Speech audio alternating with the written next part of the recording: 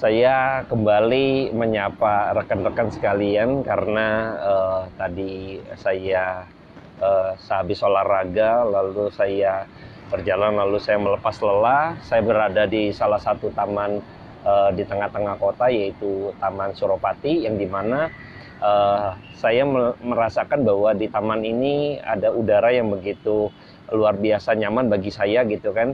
Mengapa? Karena ternyata di tengah-tengah taman ini, di hampir seluruh pinggir-pinggir dari taman ini ditanami oleh sebuah pohon yang memiliki satu fungsi yang cukup baik, yang hari ini saya mau bahas, yaitu pohon mahoni. Nah, di belakang saya ini, tepatnya ini adalah pohon mahoni.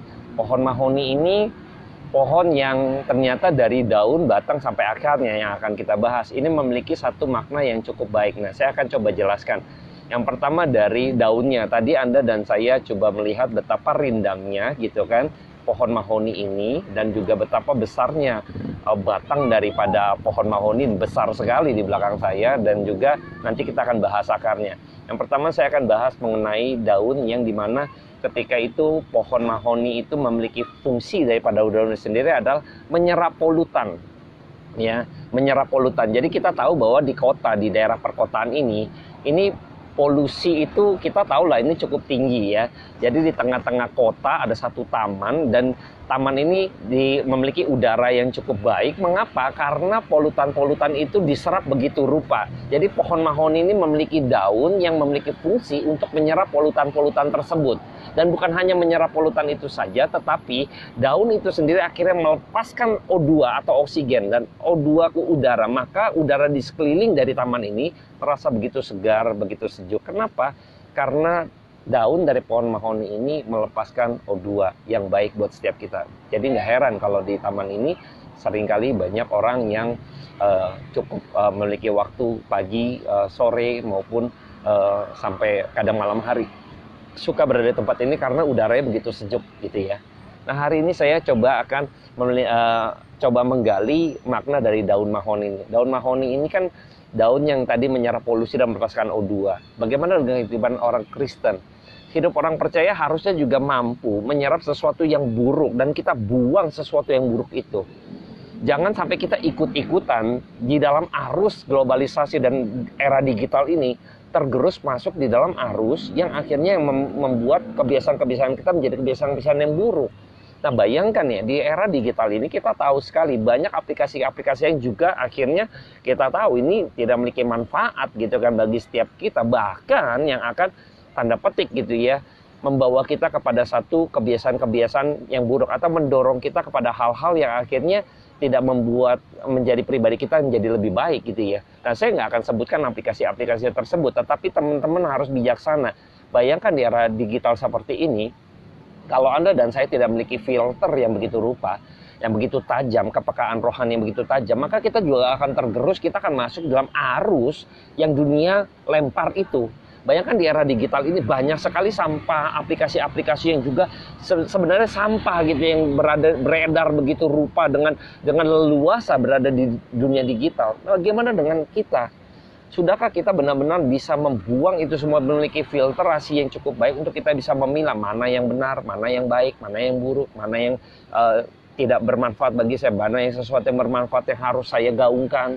Kita harus mampu memiliki hal-hal yang demikian. Kalau tidak, maka kita juga akan ikut dalam arus tersebut. Dan saya mengajak teman-teman untuk kita memiliki kepekaan. Dan kepekaan itu supaya filterasi dalam diri kita sebagai iman Kristen bisa memiliki satu kepekaan yang tinggi. Maka kita harus terus memiliki pemahaman yang pengertian-pengertian mengenai kekristenan atau mengenai Bible atau firman Tuhan yang benar-benar kita bisa pahami dengan sesungguhnya. Kita mau belajar, menggali sehingga kita bisa memahami apa mau Tuhan, apa maksud Tuhan, apa kehendak Tuhan, sehingga kita bisa memilah apa yang berkenan di hadapan Tuhan, apa yang tidak berkenan di hadapan Tuhan, apa yang buruk, apa yang baik yang kita tahu ini buat bagi Tuhan, apa yang layak untuk kita pikirkan, apa yang layak untuk kita puji, apa yang layak untuk kita kerjakan bagi kemuliaan Dia. Kita harus memikirkan hal-hal yang demikian.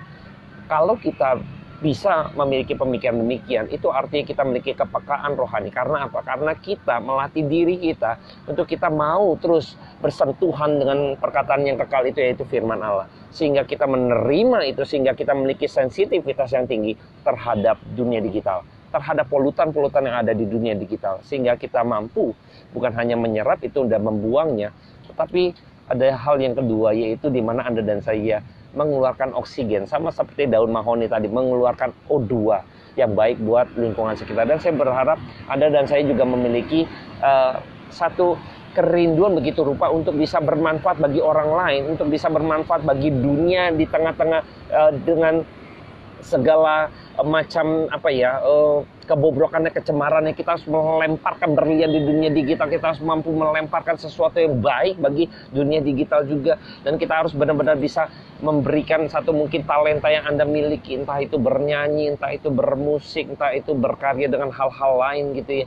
Tapi mari kita gaungkan itu, mari kita lempar itu semua, sehingga kita mampu di dalam dunia yang digital seperti ini pun kita mampu berbagian untuk hal yang baik, untuk hal yang positif, untuk hal kita yang juga dimana kita akhirnya iman Kristen ini terus digaungkan. Terlebih lagi memberitakan kebenaran firman Tuhan di era digital yang kita tahu firman Tuhan itu adalah perkataan Allah yang kekal, dan kita harus mampu terus berlomba-lomba melempar itu semua.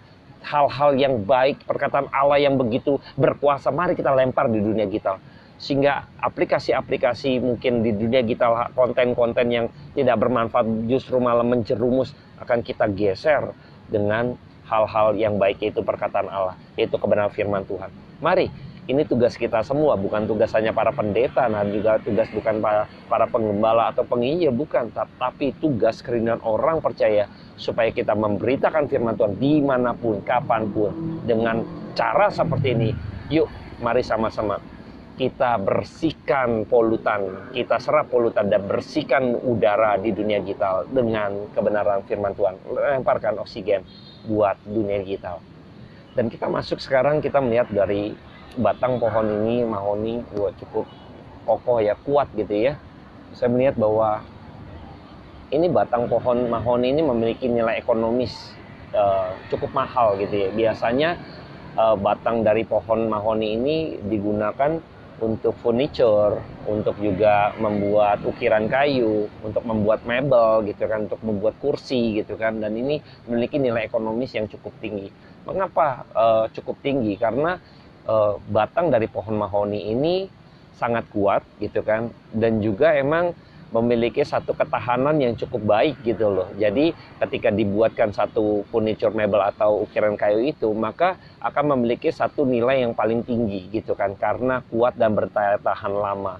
Nah, seringkali dalam kehidupan kekristenan kita, saya cukup bangga dan juga sekalipun cukup bersedih gitu ya, ketika kita tahu bahwa wah, orang Kristen selalu dunia memiliki ekspektasi yang tinggi. Kenapa? Wah, kalau orang Kristen yang kerja di perusahaan saya akan maju. Kenapa?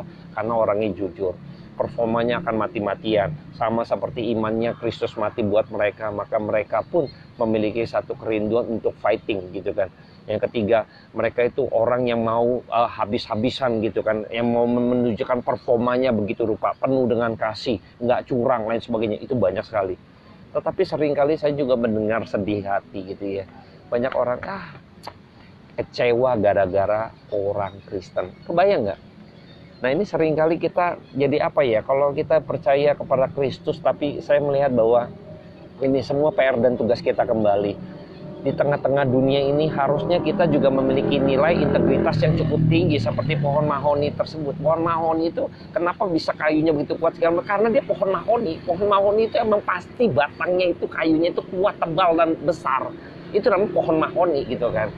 Kalau pohon toge ya nggak bakalan besar seperti itu, karena pohon toge emang nggak ada apa-apanya toge gitu ya. Jadi karena pohon mahoni memiliki satu integritas yang kuat.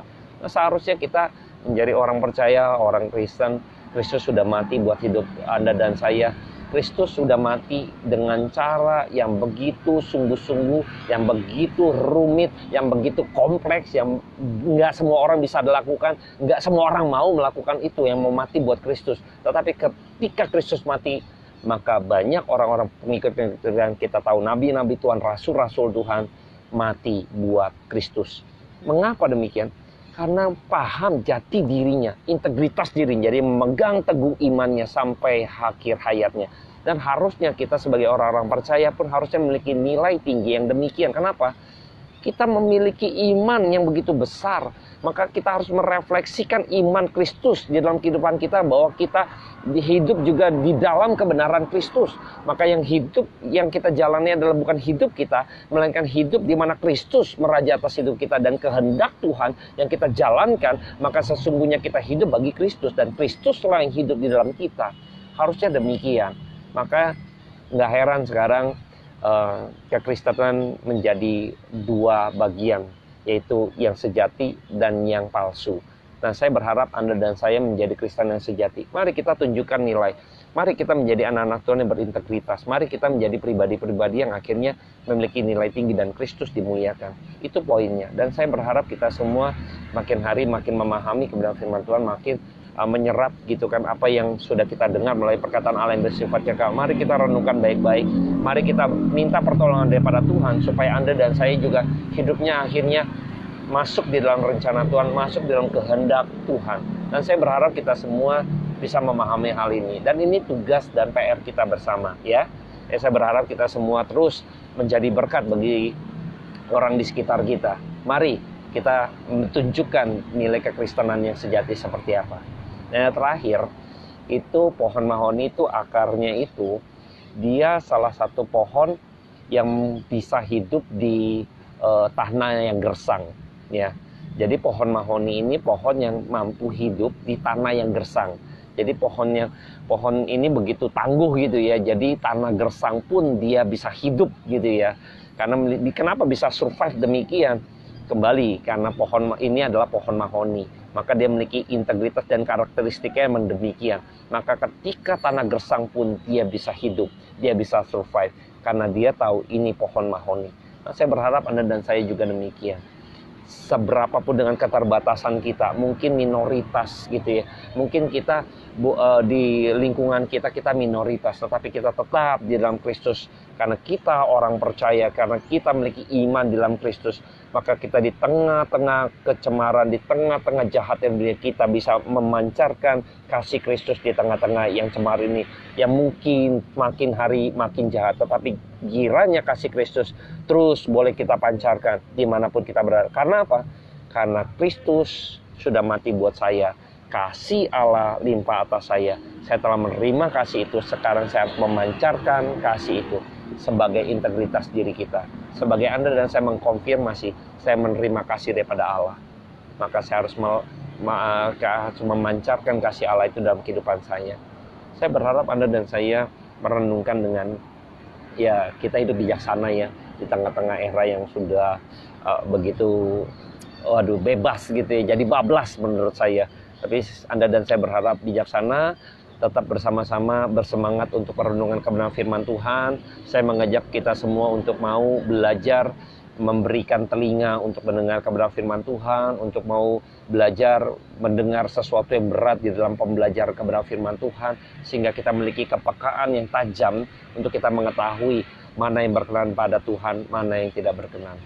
Saya berharap kita semua dalam keadaan yang sehat juga. Mari kita lepaskan oksigen di tengah dunia digital yang makin hari makin jahat. Salam kegerakan, Sela Kustik.